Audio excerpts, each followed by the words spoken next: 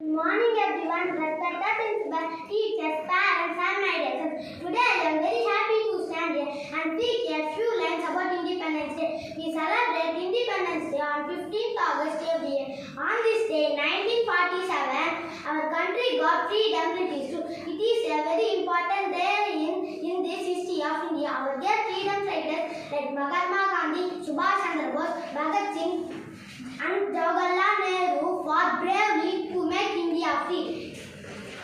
Because of their sacrifices, we are living in a free and independent country today. We should always remember the hard work and be thankful to them. On this day, we hoist the national flag, sing the national anthem, and celebrate with joy and pride. Schools, colleges, and offices organize functions and cultural programs. Independence Day is a symbol of our unity and strength.